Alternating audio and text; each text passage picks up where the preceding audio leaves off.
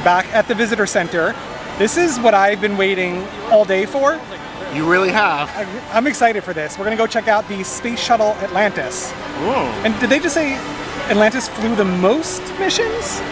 Well, we'll get... I think that's what they may have said. Is that what he said on the bus? So we'll get the stats when we head in. But one of the things he said that really struck me as odd is it is displayed as it would be in space. I'm not sure what that means, but I'm excited.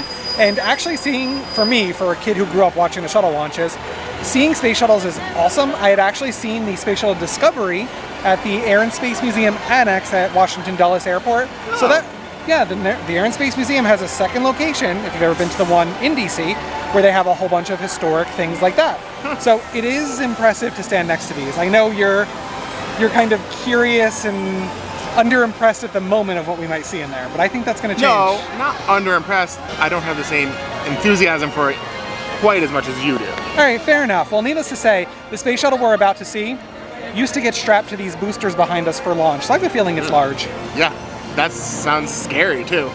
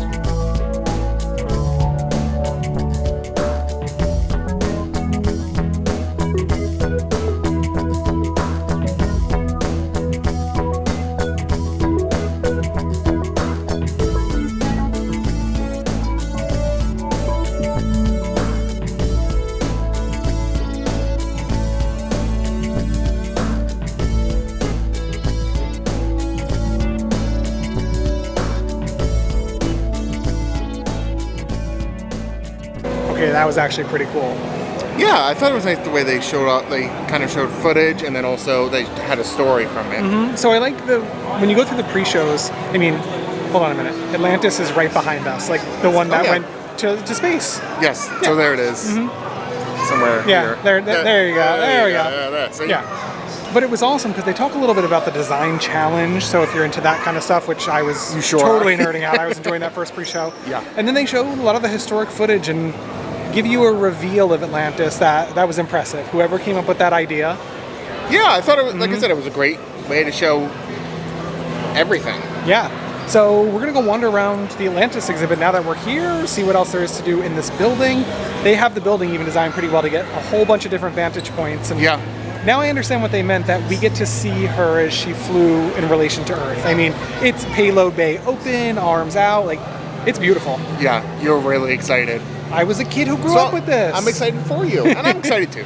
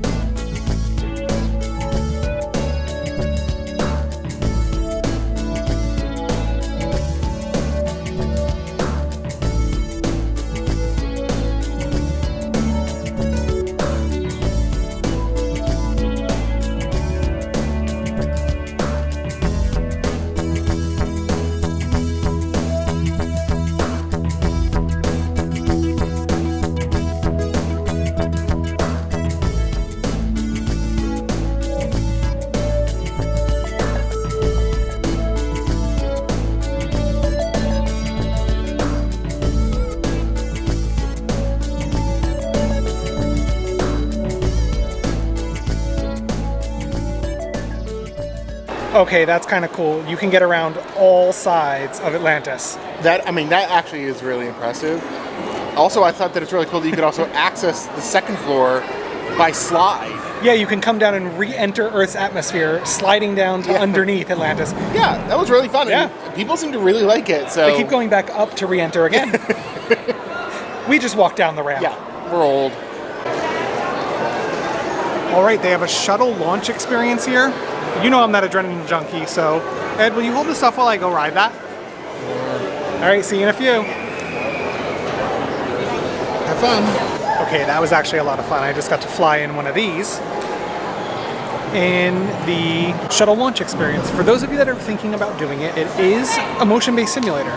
It doesn't roll or twist or anything like that. It just tips very vertical to mimic launch. So keep that in mind. It was very, very, very well done. And for those of you that aren't interested in motion simulators, still stay with your party if they're looking to do the experience, because there is a point where you can opt out and actually watch them complete their mission. But the information that you get, the experience leading up to it, is a lot of fun as well. So half your party wants to go and half doesn't, you all should still stay together and just let the staff member know. But for me, I recommend the shuttle launch experience. So you didn't join me for the ride, the shuttle launch. The second I hear simulator, I think, no. But yeah, when they say on the guide map that is a 30-minute experience, that is a 30 to 45-minute experience with a 0-minute wait. It was at least 45 for me to sit. Yeah. Yeah. So keep that in mind that the guide map does have estimated times for all of these experiences around Kennedy Space Center.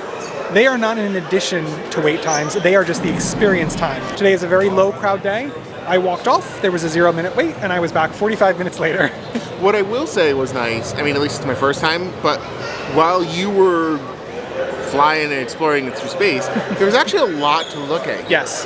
And it's, you know, from any level of interest, there's a lot to look at, which I thought was really nice, you know. So that's a good moment to wrap up just the Atlantis exhibit and building here. Yeah. It's overwhelming of everything to look at. There are things to look at. There are things to read. There are things to experience. Any learning style, it's here for you. Yeah, like I said, it is, so far, it's very impressive to me how much you can actually get done here. And for me, I learned from the interactive shuttle mission I just went on. Good for you. Because Did you save the world? No, just the shuttle. Well, I actually didn't do anything. That's important too.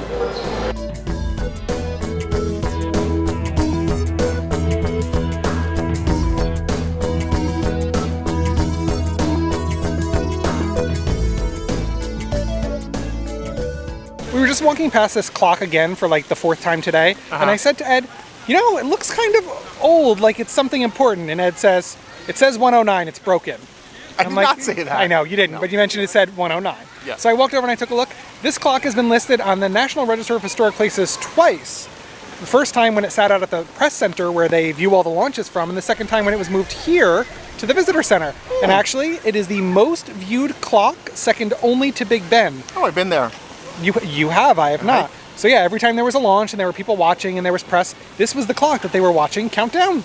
That is really cool, actually. It's actually cool to stand here and be like, that was there in the 60s, 70s, 80s. I don't know what year it started, but yeah. Wow. So one of the cool things that you can check out here, and oddly, as it gets towards the end of the day, we're the only people in here. Yeah, truly there's nobody here in this room.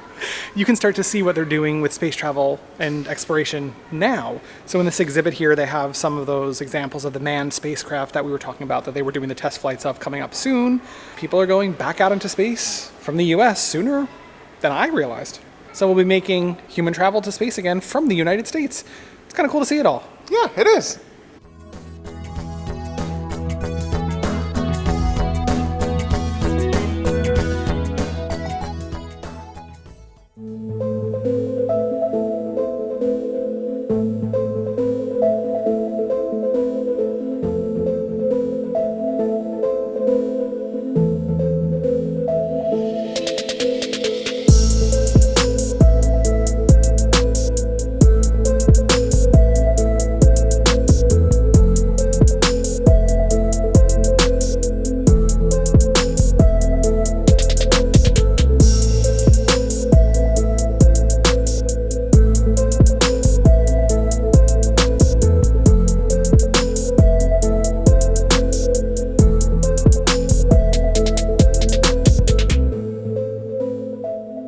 It takes lots of skills to be an astronaut. A lot. I mean, from right here I can see you need to be tenacious, you need to be disciplined, confident, curious, passionate. So many of the qualities that I possess. Maybe you should be an astronaut. Maybe I should.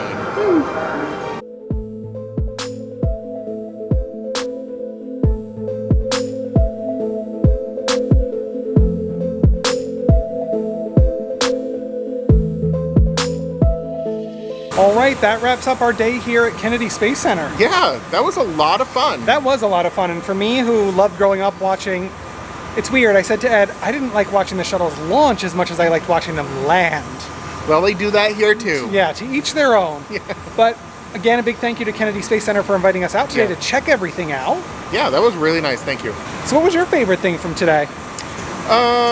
You know, I think the magnitude. I know it may sound funny, but when you see how large the buildings are, how large the rockets are, all that stuff kind of really hits you when you come here, which I thought was really cool. And that's actually, you know, I was going to say seeing Atlantis, and I'm going to agree with you because it's interesting since we started the day. A word of advice, the bus tour first, I don't think we knew what we were expecting. If you check out some of the exhibits and then head on the bus tour, it helps you understand what's going on a little bit at the Space Center right now, because we walked in knowing nothing. Yeah. So when you're on the bus tour and you realize everything's so spread out and you can't get a grasp for how big it really is, and then you stand under that Saturn V rocket, or the doors open to Atlantis and you get to walk around the shuttle, that's really the moment when the magnitude of what you were driving through really sinks in.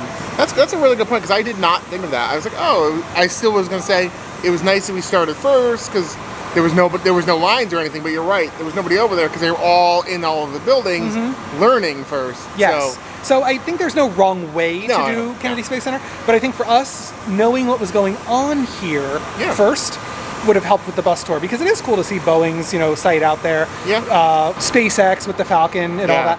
So Kennedy Space Center changed a lot since I was here 30 years ago. It's not just NASA here anymore. It's a whole bunch of cooperation, both, you know, corporate to government to international, and it's kind of exciting to realize what we're on the horizon of with space exploration coming up very soon again here.